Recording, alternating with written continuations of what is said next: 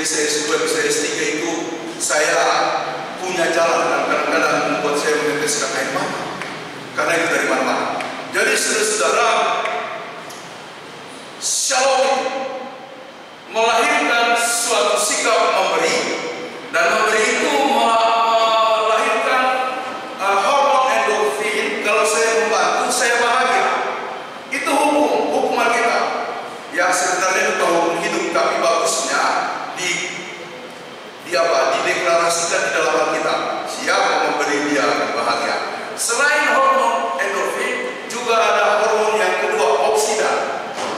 Hormon oksidan ini ketika saya memberi, misalnya saya memberi bantuan kepada pupuk begitu ya, saya memberikan pupuk kembang merah, salah, nggak boleh ya, nggak boleh, bisa bahaya. Katakanlah saya memberi kue kepada pupuk, ya, lalu pupuk tersenyum gembira, dan senyum gembiranya itu masuk dalam diri saya. Itu hormon oksidan yang mengolahnya. Jadi saya membantu orang miskin, misalnya ada orang nyanyi di jalan, tren. Memang tidak semua yang nyanyi itu betul begitu ya. Kadang-kadang ada juga bohongnya, kan saya sudah pernah cerita bagaimana saya ditipu. Ya saya cerita saja secara singkat. Waktu itu saya sekolah di STT Jakarta, dari Jalan Tambak saya mau ke STT Jalan Kaki lewat toko buku Immanuel. Tiba-tiba di dekat toko buku Immanuel ada ibu nangis-nangis. Saya bilang, ibu kenapa? Pak, tolong saya. Kenapa? Anak saya mau keluar rumah sakit, tapi uang saya tidak cukup, dia buka dompetnya. Uang saya cuma 600.000, Pak, saya kekurangan 400.000. Betul dong? Percaya saya. Saya percaya. Lalu saya buka, 800.000 kita bedui. Saya punya uang makan 2 minggu. Dulu waktu itu ya. Saya kasih keluar, saya kasih. Saya bahagia karena dia tersenyum.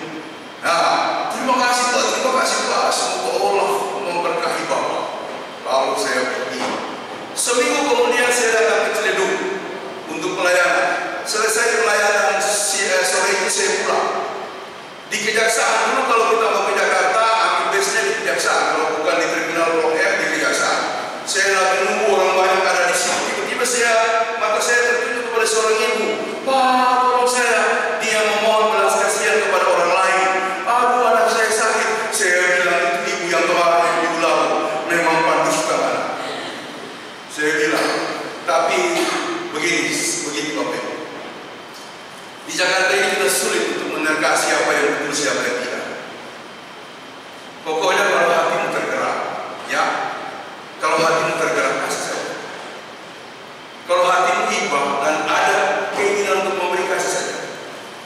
Kasih saja. Ya, bahwa dia nipu atau tidak itu urusan dia, tapi kita sudah mewujudkan bisikan hati nurani, karena hati nurani itu selalu benar. Ya, selalu benar ya. Kalau yang tadi yang saya cerita itu, ya saya tidak menunggu hati nurani berbisik. Pokoknya saya langsung kasih saja, karena betul ternyata dia bohong.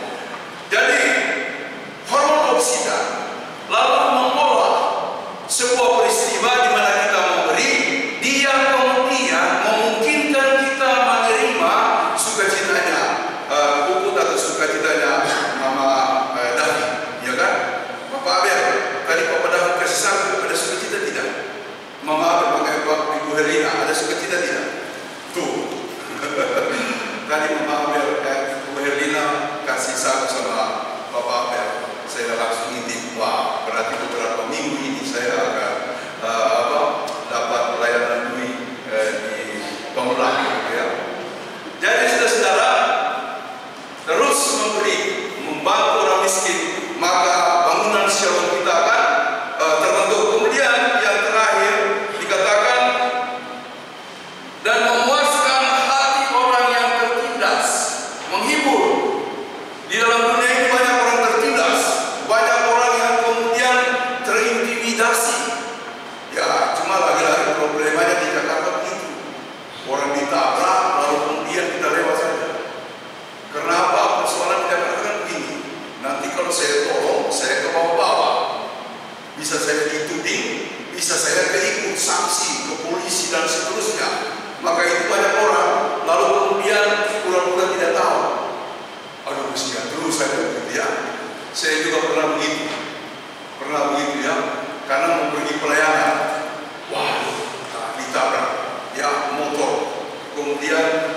di depan ditabrak oleh mobil. Saya di sampingnya, aduh kasihan itu orang. Saya langsung pergi melayani. Tapi hati saya tidak tenang. Saya ingat orang Samaria yang baik hati. Ya, imam lewat, dia cuma lihat terus karena ada tugas. Orang Lewi lihat karena ada tugas terus. Saya bilang, so saya ini yang imam atau Lewi, iya kan? Tapi itu memang problematik ya. Mau ditolong kita terlambat, tidak ditolong ini kita muncul di kepala kita orang Samaria yang baik hati. Kalau kita orang Samaria yang baik hati masih bagus. Ini muncul di kepala saya, ini saya yang imam ini dengan orang Lewi, ya. Jadi tapi tetap kita berdoa, Tuhan tolong bagaimana caranya supaya kalau nanti ada orang kesulitan, orang yang tertindas atau orang yang butuh pertolongan, kita bisa melakukan pertolongan. Jadi begitu Bapak Ibu, syarat-syarat dari firman Tuhan tadi mengenai salom, saya ulangi lagi yang pertama. Ya, yang pertama ayatnya yang ke-8, ayatnya yang ke-9. Dikatakan apabila engkau tidak menjadi beban atau menanggungkan beban kepada orang lain. Kemudian yang kedua dikatakan apabila kamu tidak menunjuk-nunjuk, ya, menunjuk-nunjuk atau memfitnah, menuding. Kemudian yang ketiga apabila kamu menolong orang miskin.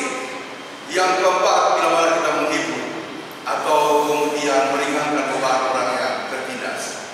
Dan ayat-ayat selanjutnya itu sangat indah sebagai janji Tuhan.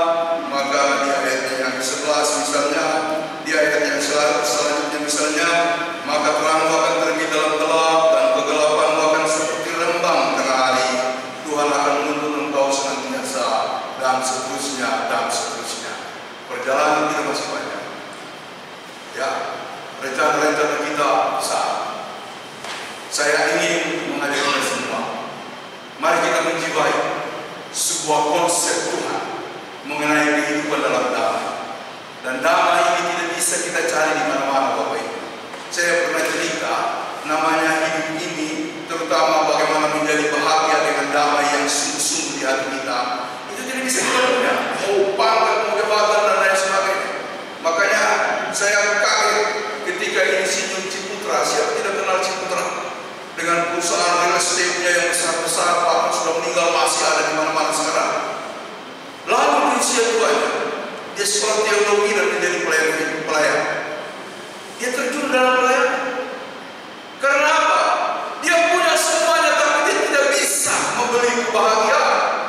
Dia tidak bisa membeli damai sejahtera ini. Ya, saya sebutkan saja buku yang saya pernah baca, Born to Believe. Itu yang menulis buku itu para neuroscience. Di kepala kita, di otak kita ada gen yang namanya gen iman. Ya, lalu di situ ada logos pengharapan yang sekaligus juga secara teologis disebut logos iman. Itu tidak bisa diisi.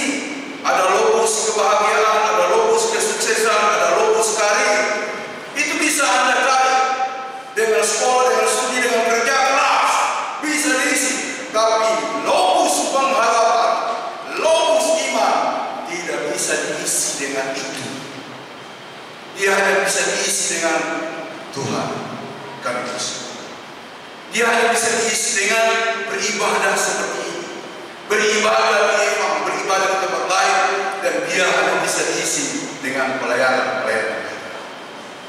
Ya, jadi ketika logos pengharapan atau logos iman kosong, Bapak Ibu, kalau kita masuk gereja kan kayak ada yang hilang.